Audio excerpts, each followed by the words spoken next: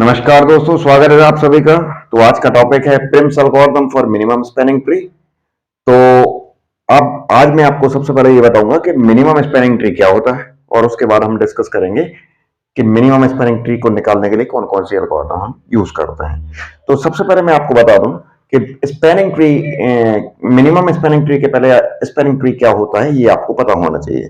तो किसी भी ग्राफ के लिए, अगर ग्राफ आप जानते हैं कि ग्राफ में एजेस होती हैं, नोड्स होते हैं, और कुछ स्ट्रक्चर होता है ग्राफ जो कनेक्टेड होते हैं एक दूसरे से, नोड और नोड एक दूसरे से कनेक्टेड होते हैं एजेस के थ्रू।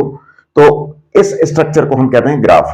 और आप ग्राफ में कई तरह की एजेस हो सकती हैं, जैसे डायरेक्टेड एजेस भी हो सकती हैं, अनडायरेक्टेड एजेस भी हो सकती हैं, वेटेड एजेस भी हो सकती हैं। तो हम जो स्पैनिंग ट्री की जो प्रॉब्लम्स हम सॉल्व करते हैं वो हम करते हैं अनडायरेक्टेड वेटेड ग्राफ पे, अनडायरेक्टेड ग्राफ और वेटेड ग्राफ पे हम यहां सॉल्व करते हैं। अब स्पैनिंग ट्री के लिए मैंने एक यहां पे एग्जांपल ग्राफ लिया हुआ है। तो इस ग्राफ के लिए हम स्पैनिंग ट्री कैसे बनाते हैं वो मैं आपको बता दूं। सबसे पहले तो हमारा पर्पस क्या है, स्पैनिंग ट्री होता क्या है कि अगर ग्राफ में जितनी भी नोड्स हैं वो सारी नोड हमको कनेक्ट करना है मिनिमम नंबर ऑफ एजेस के साथ, मिनिमम नंबर ऑफ एजेस के साथ। और जैसा कि आप जानते हैं कि ये स्पैनिंग ट्री है, तो ट्री में साइकिल्स नहीं होते। ट्री का अगर हम मैं डिफाइन करूं, ट्री जैसा स्ट्रक्चर को डिफाइन करूं, तो ऐसा असाइक्लिक ग्राफ, ये नॉन या ग्राफ जिसमें साइकिल नहीं होते, और जो है ऐसा ग्राफ उसको हम ट्री बोल सकते हैं। तो यहां पे जो स्पैनिंग ट्री होगा उसमें भी कोई साइकिल नहीं होगा। तो हमें इस ग्राफ की सारे नोड्स को कनेक्ट करना है, लेकिन मिनिमम नंबर ऑफ एजेस के साथ। अब मिनिमम नंबर ऑफ एजेस के साथ अगर मैं बात करूं तो दोस्तों यहां पे कितनी एजेस आपके सामने दिख रही हैं इस ग्राफ में, अगर मैं देखूं तो 5 नोड हैं और एजेस कितनी है, 1 2 3 4 5 6 7 एजेस हैं। 7 एजेस हैं और 5 नोड्स हैं। तो अब मैं अगर इस ग्राफ को मिनिमम नंबर ऑफ एजेस के साथ अगर मैं इसको कनेक्ट कर दूं और ऐसा जिसमें कोई साइकिल ना हो, तो वो जो स्ट्रक्चर बनेगा वो होगा स्पैनिंग ट्री। तो किसी भी ग्राफ के लिए एक से ज्यादा स्पैनिंग ट्री एग्जिस्ट कर सकते हैं, एक से ज्यादा स्पैनिंग ट्री एग्जिस्ट करते हैं। तो अब जैसे देखिए मैं इस पर्टिकुलर ग्राफ के लिए स्पैनिंग ट्री बताता हूं। अभी हम मिनिमम स्पैनिंग ट्री नहीं देख रहे हैं, अभी हम स्पैनिंग ट्री देख रहे हैं। स्पैनिंग ट्री कैसे बनाते हैं वो देखिए। तो मैं पहले स्ट्रक्चर बना लेता हूं सारे नोड्स के साथ। तो मैंने स्ट्रक्चर बनाया और ये इस तरह से हमने स्ट्रक्चर बना दिया। अब इसका नाम है ए, इसका नाम है बी, इसका नाम है सी, इसका नाम है डी, इसका नाम है ई। इस तरह से ये सारी नोड्स हैं। अब हमें इसको मिनिमम नंबर ऑफ एजेस के साथ हमें कनेक्ट करना है। तो सबसे पहले मैं इसको ले लेता हूं, इसको ले लेता हूं और इसको ले लेता हूं, और उसके बाद मैं इस पर्टिकुलर इसको ले लेता हूं।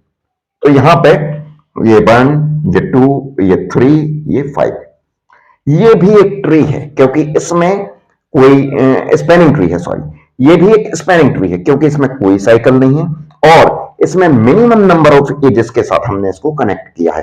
दोस्तों जनरली स्पैनिंग ट्री में जो n नंबर ऑफ नोड के स्पैनिंग ट्री के साथ अगर n नंबर ऑफ नोड्स हैं तो उसमें जो नंबर ऑफ एजेस होगी वो होंगी n-1, n-1 number of edges होंगी इसमें।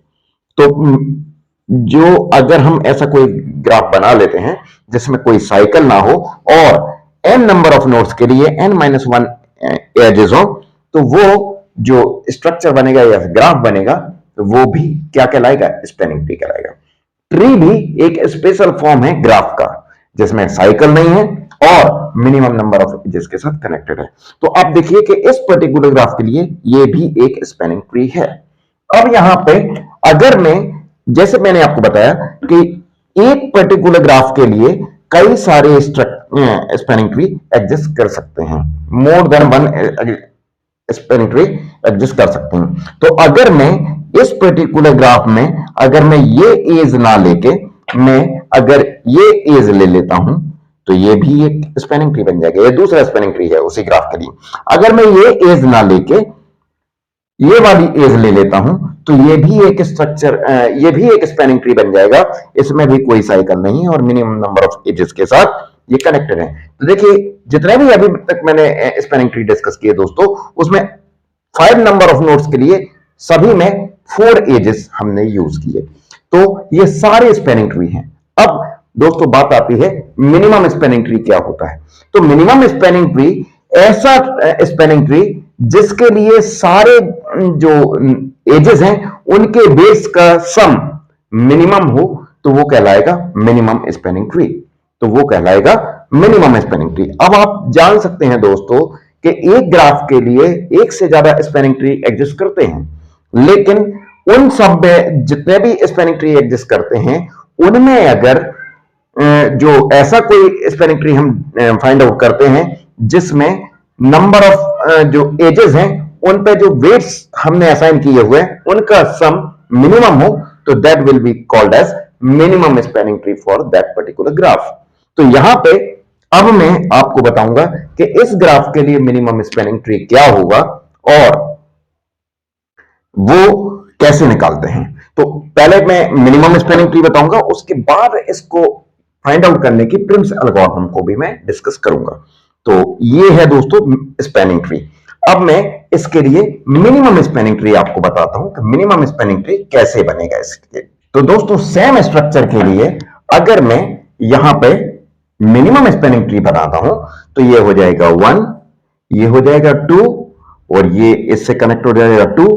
अब 1 2 2, अब ये भी एक स्पैनिंग ट्री हो जाएगा, ये मिनिमम स्पैनिंग ट्री हो जाएगा इसके लिए।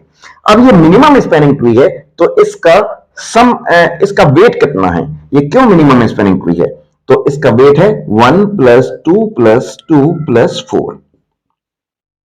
ये कितना है 9, ये 9।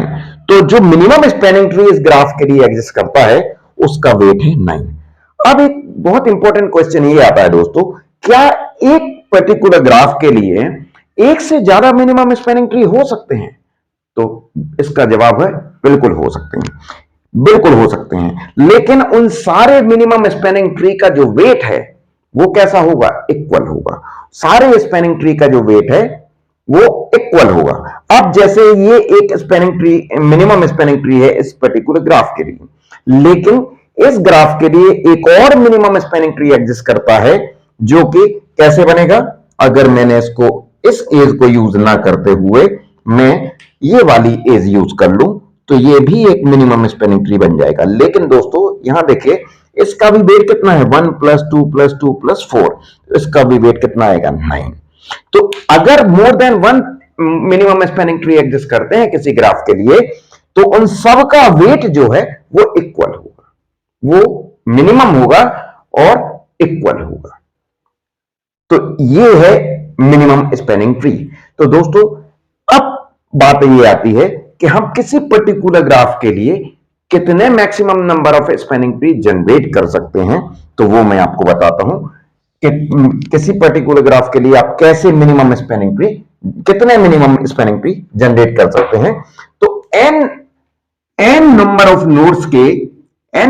नोड्स के कंप्लीट ग्राफ के लिए, अगर n नोड्स का कंप्लीट ग्राफ है। अब कंप्लीट ग्राफ क्या होता है दोस्तों, कंप्लीट ग्राफ ऐसा ग्राफ जिसमें हर दो नोड के बीच में एक डायरेक्ट एज होती है, हर दो नोड के बीच में एक डायरेक्ट एज होती है। तो ये वाला जो ग्राफ है ये कंप्लीट ग्राफ नहीं है। क्यों नहीं है, क्योंकि इसमें ए और बी के बीच में तो डायरेक्ट एज है लेकिन ए और ई के बीच में कोई डायरेक्ट एज नहीं है। इसी तरह से बी और सी के बीच में कोई डायरेक्ट एज नहीं है, इसलिए ये कंप्लीट ग्राफ नहीं है लेकिन ये ग्राफ है। अगर n नंबर ऑफ नोड का कंप्लीट ग्राफ है तो उस पर्टिकुलर ग्राफ के लिए आप n⁻n-2 इतने number of minimum spanning tree आप क्रिएट कर सकते हैं। n⁻n-2 number of spanning tree आप n नंबर ऑफ नोड के ग्राफ के कंप्लीट ग्राफ के लिए आप क्रिएट कर सकते हैं। तो ये maximum number of spanning tree है for complete graph of n nodes. तो इस तरह से अब अगर ये कंप्लीट ग्राफ नहीं है तो फिर स्ट्रक्चर पे डिपेंड करेगा कि आप कितने नंबर ऑफ स्पैनिंग ट्री उसके लिए जनरेट कर सकते हैं। तो अभी फिलहाल हम ये जो एग्जांपल लेके चल रहे हैं, अब मैंने आपको बताया कि इसके लिए मिनिमम स्पैनिंग ट्री क्या है। ये जो एग्जांपल आप इसका जो मैंने एक स्पैनिंग ट्री बनाया है, ये इसके लिए मिनिमम स्पैनिंग ट्री है। अब यही मिनिमम स्पैनिंग ट्री हम प्रिम्स एल्गोरिथम से कैसे फाइंड आउट करते हैं, अब हम वो डिस्कस करेंगे। तो दोस्तों सबसे पहले मैं आपको इसका एक वर्किंग एग्जांपल बताता हूं, प्रिम्स एल्गोरिथम का वर्किंग एग्जांपल बताता हूं, उसके बाद हम उसकी एल्गोरिथम डिस्कस करेंगे और उसकी कॉम्प्लेक्सिटी डिस्कस करेंगे। तो सबसे पहले आप देखिए दोस्तों कि प्रिम्स एल्गोरिथम में हम किसी भी नोड से स्टार्ट कर सकते हैं, हम किसी भी नोड से स्टार्ट कर सकते हैं। मान लीजिए मैं नोड सी से स्टार्ट करता हूं, मैं नोड सी से स्टार्ट करता हूं, तो इससे जितनी भी नंबर ऑफ एजेस कनेक्टेड हैं उनमें मिनिमम वेट की एज को हम सबसे पहले ड्रॉ करेंगे।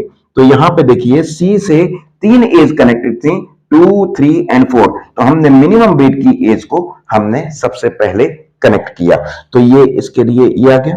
अब सी और डी में दोनों में मिला के total number of edge connected edge जो भी हैं उनमें से मिनिमम एज को हम कनेक्ट करेंगे।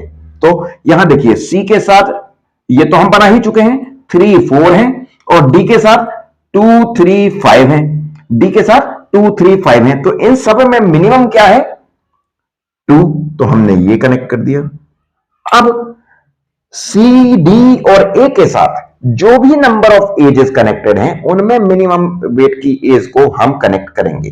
तो यहां देखिए दोस्तों, अगर हम इसमें देखें कि सी के साथ हम ये बना चुके हैं, 3 और 4 कनेक्टेड हैं, डी के साथ हम ये बना सकते हैं, 3 और 5 कनेक्टेड हैं, ए के साथ हम ए के साथ 1 और 3 और कनेक्टेड हैं, तो इन सारी एजेस में मिनिमम कौन सा है, ये वाला, तो हमने ये बना दिया।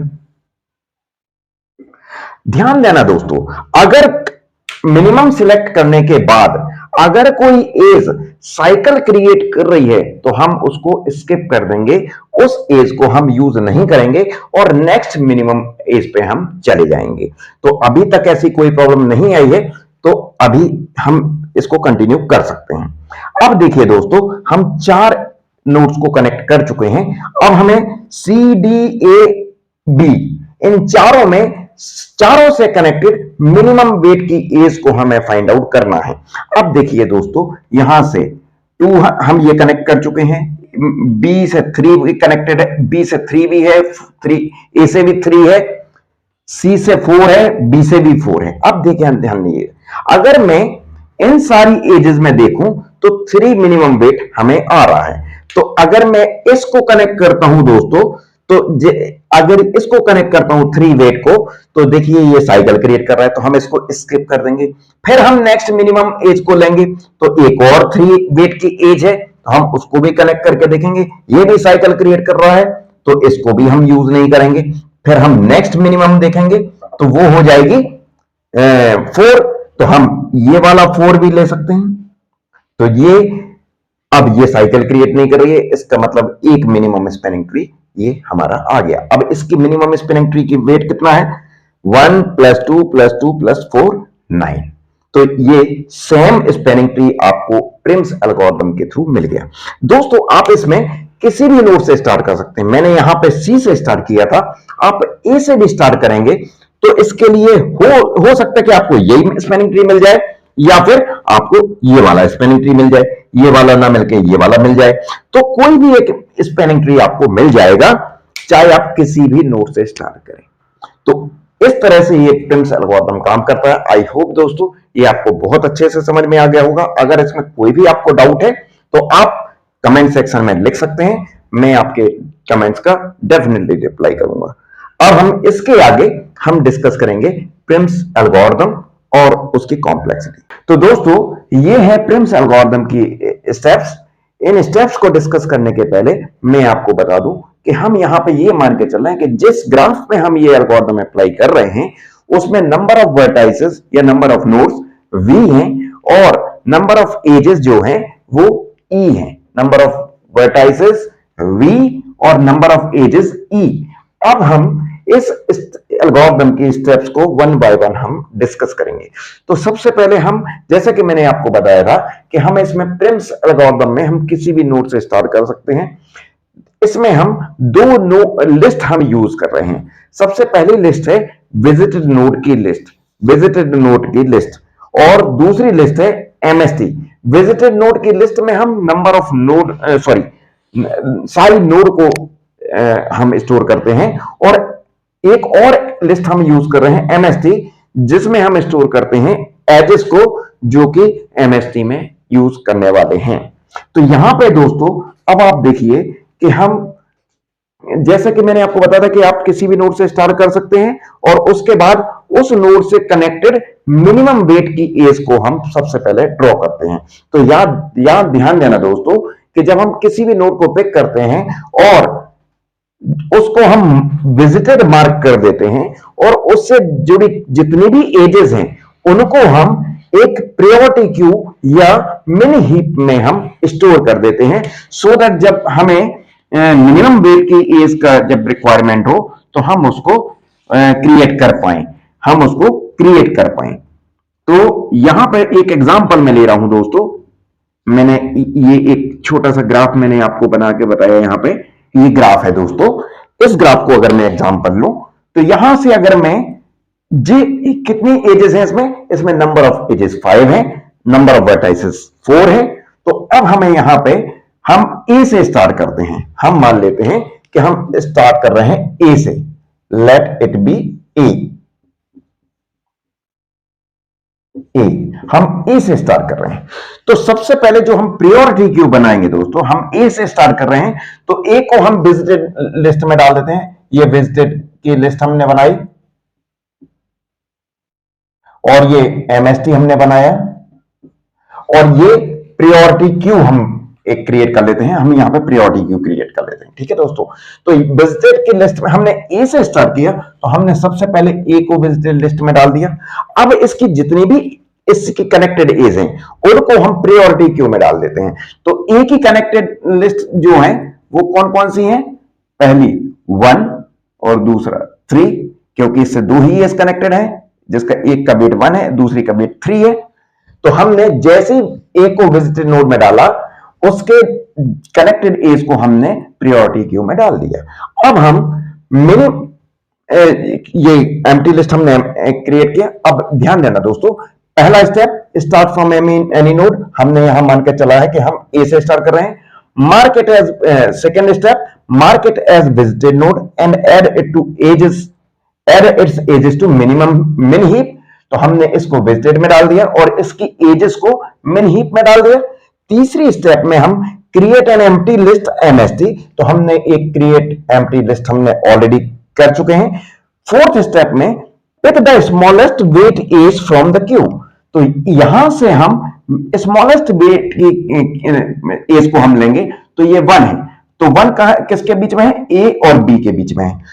इफ चेक, हमने ये पिक किया। अब फिफ्थ स्टेप में हमें क्या करना है? Check if it connect to non visited node. तो ए ऑलरेडी विजिटेड थी, बी विजिटेड थी नहीं, अभी बी नॉन विजिटेड है। तो ये if it connect to non visited node, if yes then add it to MST. तो ए और बी की एज को हम एमएसटी में ऐड कर देंगे। तो एमएसटी में सबसे पहले क्या आ जाएगा? ए बी आ जाएगा। उसके बाद बी, जैसे ये बी आया तो बी को हमने विजिटेड एज के उसमें स्टोर कर दिया, विजिटेड में स्टोर कर दिया, और बी से कनेक्टेड सारी एजेस को हमने प्रायोरिटी क्यू में लिख दिया। तो अब ये तो हम यूज कर चुके हैं। तो बी से कनेक्टेड कौन कौन सी एज है? 2, ये 3 ऑलरेडी थी, और हमने इसमें 4 भी डाल दिया, क्योंकि 2 से बी से 4 भी कनेक्टेड है। प्रायोरिटी क्यू में हम जब भी लिस्ट डालते हैं दोस्तों, तो ये मिन हीप है, तो इसमें जो भी मिनिमम एज होगी वो टॉप पे होगी। तो अब हमारे पास 3 एजेस हैं, 2, 3 एंड 4। अब हम फिर से क्या करेंगे? पिक करेंगे जो स्मॉलेस्ट एज वेट है। तो यहां पे हम क्या करेंगे दोस्तों कि पिक करेंगे फिर से 2। अब यहां पे देखिए 2, तो 2 किस किस के बीच में है? बी और सी के बीच में। अब आप ध्यान देना दोस्तों, बी और सी के बीच में है। बी ऑलरेडी विजिटेड है, बट सी विजिटेड नहीं है, ये नॉन विजिटेड नोड है। इसका मतलब ये कंडीशन यस है, और अगर ये यस है तो we can add it to MST. तो यहां पे हम कर देंगे बीसी को ऐड एमएसटी में। उसके बाद हम फिर से ये स्टेप रिपीट करेंगे 4 एंड 5। तो 4 में फिर से हम अब हमने इसको यूज कर लिया। अब हम फिर से सी की जो भी एजेस हैं, सी की ये एज 3 है कनेक्ट, हम ये ऑलरेडी डाल चुके हैं। 5 है तो हम 5 को भी इसमें डाल देंगे। उसके बाद जैसे ही सी की हमने सारी एजेस डाल दी, ये 2 ऑलरेडी हम यूज कर चुके हैं, ये भी डाल चुके हैं। 5, अब देखिए 3 मिनिमम है, तो अब हम इसको पिक करेंगे और इसके बाद इसको चेक करेंगे if it connects to non visited node. तो 3 किसको कनेक्ट कर रहा है? ए को कनेक्ट कर रहा है, तो ये ए और यहां पे सी भी हम विजिटेड नोड में डाल देंगे। अब ए ऑलरेडी विजिटेड नोड है, तो इसका मतलब ये देखिए, जब भी हम ऑलरेडी विजिटेड नोड को हम देखेंगे तो ये साइकिल क्रिएट करेगी। तो यहां सी और ए साइकिल क्रिएट कर रहे हैं, तो हम इसको स्किप कर देंगे और इसको यहां से हटा देंगे। नेक्स्ट मिनिमम एज हम देखेंगे। अब नेक्स्ट मिनिमम एज देखें तो दोस्तों ये 4 है। ये क्या है? 4 है।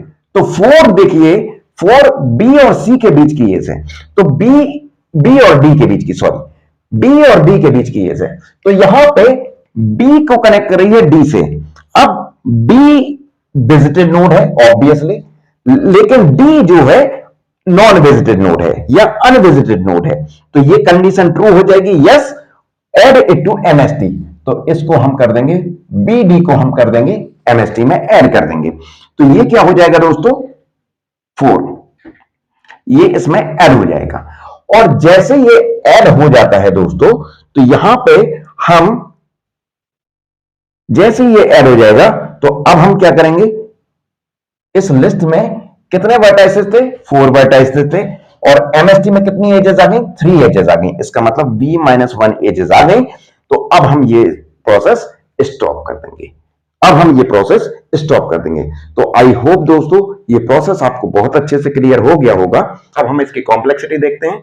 तो यहां पे दोस्तों जब हम इसकी स्टेप बाय स्टेप सारी कॉम्प्लेक्सिटी देखेंगे और उसके बाद हम इसकी ओवरऑल कॉम्प्लेक्सिटी फाइंड आउट करेंगे। तो सबसे पहले हम इस स्टेप को देखें, तो इसमें हम एक नोड पिक करें, तो ये हम कांस्टेंट टाइम में हम पिक कर सकते हैं। दूसरा, mark it as visited node, तो ये भी हम कांस्टेंट टाइम में कर सकते हैं। And add its edges to min heap में जब भी हम कोई लिस्ट हम इंसर्ट करते हैं दोस्तों, तो हम जितनी वैल्यू उसमें इंसर्ट कर रहे हैं उसका, सपोज n वैल्यूज हम इंसर्ट कर रहे हैं, तो ऑर्डर ऑफ log n उसकी कॉम्प्लेक्सिटी होती है। तो यहां पे हम अगर एजेस को पिक कर रहे हैं, एजेस को इंसर्ट कर रहे हैं मिन हीप में, तो हम ऑर्डर ऑफ log e उसकी कॉम्प्लेक्सिटी आ जाएगी। उसके बाद थर्ड स्टेप में जब हम क्रिएट करते हैं एम्प्टी लिस्ट, ये हम कांस्टेंट टाइम में कर सकते हैं। फोर्थ स्टेप में हम pick the smallest weight edge from queue, तो इसमें जब हम स्मॉलेस्ट वेट एज को हम पिक करेंगे, तो जो रिमेनिंग एजेस हैं उनको हमें फिर से हीप बनाना होगा और मिनी हीप बनाना होगा। तो उसकी जो कॉम्प्लेक्सिटी होगी दोस्तों, वो अगेन क्या आ जाएगी? ऑर्डर ऑफ लॉग ई आ जाएगी। अब आप देख सकते हैं दोस्तों, फिफ्थ स्टेप में हम क्या कर रहे हैं कि हम हर एज को चेक कर रहे हैं कि whether it is connecting to MST और not, whether it is connecting to non visited और नॉट। इफ अगर ये नॉन विजिटिंग एड को नोड को कनेक्ट कर रही है, तो हम इसको एमएसटी में कर रहे हैं, अदरवाइज उसको स्किप कर रहे हैं। इसका मतलब ये प्रोसेस हम कितनी बार चला रहे हैं? ई टाइम्स चला रहे हैं। पूरी एजेस को हम चेक कर रहे हैं, तो ये प्रोसेस हम ई टाइम्स चला रहे हैं। और एक बार जब हम इस प्रोसेस को चलाते हैं, तो उससे कनेक्टेड एजेस हम जो चलाते हैं, तो उनको हमें इंसर्ट करने में लॉग ई टाइम लगता है। और अगर हम ये पूरी प्रोसेस ई टाइम्स अगर हम कर रहे हैं, तो इसकी ओवरऑल जो कॉम्प्लेक्सिटी होगी दोस्तों वो क्या हो जाएगी, order of E log E, order of E log E. तो ये स्टेप, इसकी जो कॉम्प्लेक्सिटी है वो है order of E log E. अब ये स्टेप हम कितनी बार चला रहे हैं अब आप देख सकते हैं दोस्तों। ये स्टेप हम यहां पे 6 स्टेप में देखिए, repeat step 3 and 4 until there are b-1 edges in the MST. तो अब हम इस प्रोसेस को रन करते रहेंगे, लेकिन ये प्रोसेस किस पे डिपेंड कर रही है, v-1 पे डिपेंड कर रही है कि v की वैल्यू जितनी ज्यादा होगी उतना ज्यादा टाइम लगेगा, v की वैल्यू जितनी कम होगी उतना कम टाइम लगेगा। तो इसको हम लिख सकते हैं यहां पे e log e के बजाय हम क्या लिख सकते हैं दोस्तों, हम इसको लिख सकते हैं order of e log v, order of e log v। क्यों लिख सकते हैं, क्योंकि यहां पे हम जितनी बार जो कनेक्टिंग एजेस हैं वो सारे वर्टाइसेस के लिए कर रहे हैं, और सारे वर्टाइसेस के लिए अगर हम करेंगे तो यहां पे हम इसकी जो कॉम्प्लेक्सिटी है वो वर्टाइसेस पे डिपेंड कर रही है, नंबर ऑफ वर्टाइसेस पे डिपेंड कर रही है। तो इसके इसलिए हमने log e की बजाय हमने यहां क्या लिख दिया, log v, e log v। सो इस एल्गोरिथम की जो कॉम्प्लेक्सिटी होगी, प्रिम्स एल्गोरिथम की जो कॉम्प्लेक्सिटी होगी दोस्तों, वो क्या हो जाएगी, order of e log v।